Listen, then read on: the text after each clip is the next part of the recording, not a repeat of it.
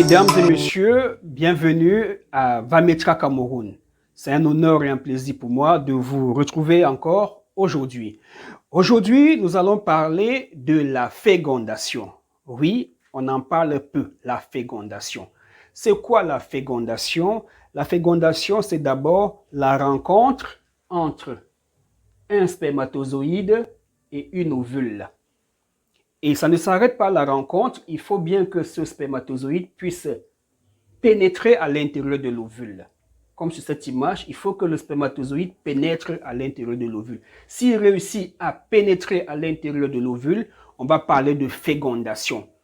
On va dire, j'ai ovulé et le spermatozoïde de mon mari a fécondé mon ovule. Là, c'est le début de l'existence du bébé. Ça ne va pas s'arrêter à ce niveau. Il va falloir que cette ovule fécondée, le spermatozoïde porte le patrimoine génétique de monsieur, l'ovule, le patrimoine génétique de madame. Donc, il faut que les deux se mettent ensemble. Une fois qu'ils sont ensemble au niveau de la trompe, ils doivent revenir, rester dans l'utérus. S'ils restent là, ça va faire une grossesse extra.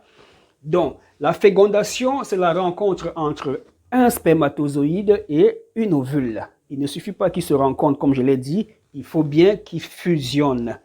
Alors, on a souvent rencontré des dames qui nous contactent pour des problèmes de stérilité. Problèmes allant des trompes bouchées, de l'obstruction tubaire, aux kystes, aux fibromes, aux troubles de l'ovulation et bien d'autres.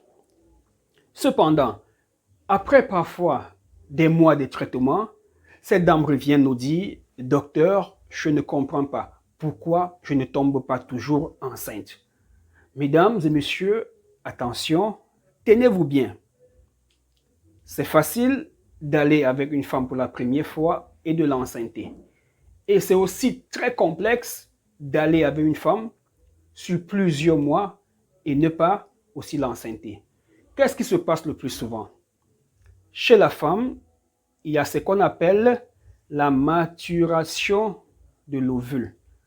Juste à la fin des règles, l'ovule commence à grandir. Autour du 14e jour, généralement, l'ovule est arrivé à maturité. Il est mûr, il faut qu'il tombe. On appelle ça ponte ovulaire. Lorsque l'ovule est arrivé à maturité, et mesdames, vous allez avoir les seins qui pèsent, la glaire cervicale, tous les signes. Vous allez même faire un test d'ovulation qui montre que c'est positif. Mais le plus souvent, votre ovule est encore accroché là. L'ovaire ne l'a pas encore relâché. C'est ce qu'on appelle ponte ovulaire. Donc, il faut que votre ovaire laisse tomber l'ovule dans le pavillon de la trompe pour que le spermatozoïde de monsieur puisse féconder. En anglais, on parle de release, relâcher. Il faut que votre ovaire relâche. Et chez certaines femmes, l'ovule est relâché en retard, c'est-à-dire c'est après, autour du 16e jour, à la fin de la période d'ovulation, que votre ovule tombe. Et c'est peut-être à ce moment que le monsieur a arrêté de faire les rapports, parce qu'il le fait depuis le 10e jour jusqu'au 16e jour, il a arrêté. Et c'est là où vous ovulez. D'accord? Où vous laissez l'ovule tomber. Chez certaines dames, l'ovule est pondu prématurément. L'ovule tombe sans avoir atteint la maturation. Et à ce moment, les spermatozoïdes auront du mal à féconder, à casser la coque de l'ovule pour entrer. Donc, mesdames, lorsque vous êtes en quête de maternité, vous avez calculé votre période d'ovulation, vous avez eu des rapports avec monsieur, ça ne dépend plus de vous. Si le mois prochain les règles reviennent, monsieur, ne vous en faites pas, madame, ne stressez pas. Parfois, c'est le monsieur qui n'a aucun problème, parfois, c'est vous, madame. Voilà pourquoi, en médecine, on dit ceci. Après avoir essayé de faire des rapports sexuels de manière fréquente et à la période d'ovulation pendant 12 mois, si la grossesse n'arrive pas, venez consulter. Pourquoi on le dit? Parce qu'il y a souvent des dysfonctionnements que nous appelons ici des incidents. L'ovule est pondu un peu tôt, l'ovule est pondu en retard, le spermatozoïde est arrivé mourant parce qu'il a aussi son nombre de temps qu'il doit mettre avant de mourir. Il est arrivé mourant, il a fécondé, il est mort.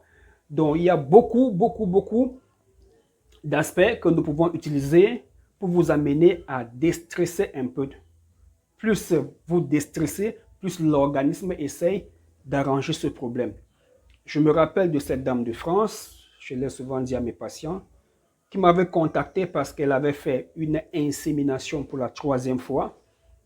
C'est-à-dire, on voyait qu'elle avait les follicules, les ovocytes. D'accord, on inséminait, on envoyait les spermatozoïdes. Une première fois, ça n'a pas pris. Une deuxième fois, ça n'a pas pris. Une troisième fois, on lui a dit, madame, les follicules, il n'y en a plus assez. Donc, on ne peut pas le faire. Cette dame m'a contacté. On a discuté, je l'ai rassurée. Elle a dit, docteur, vraiment, je suis satisfait. Je suis même presque déjà guéri. Je vais chercher de l'argent pour vous envoyer pour mon colis. Et pour le moment, c'est un peu difficile sur moi. J'ai trop dépensé. Donnez-moi un peu de temps.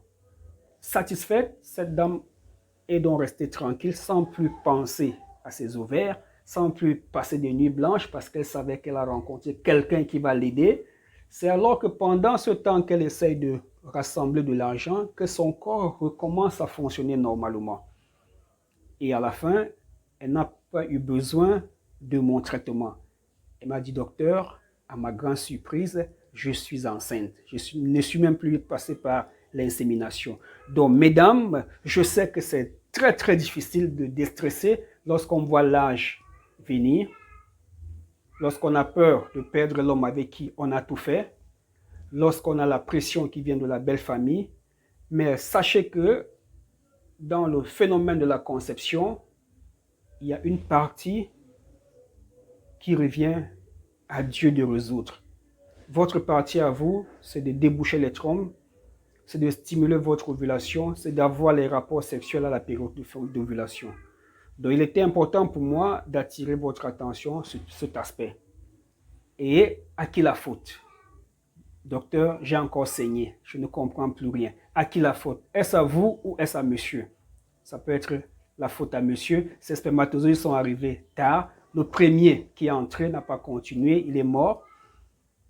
Ça peut être à la dame la faute. Le spermatozoïde est arrivé et a trouvé qu'il n'y avait pas encore eu ovulation.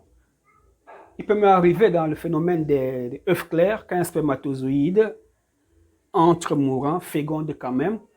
Et ce qu'on appelle la multiplication cellulaire commence et s'arrête. Vous aurez un œuf clair. Donc, mesdames et messieurs, c'était un honneur et un plaisir pour moi, un plaisir renouvelé d'ailleurs, de faire cette vidéo pour vous rassurer que nous sommes disponibles pour vous donner des conseils. Cliquez aussi sur la cloche de notification pour ne rien rater. Partagez la vidéo avec vos proches.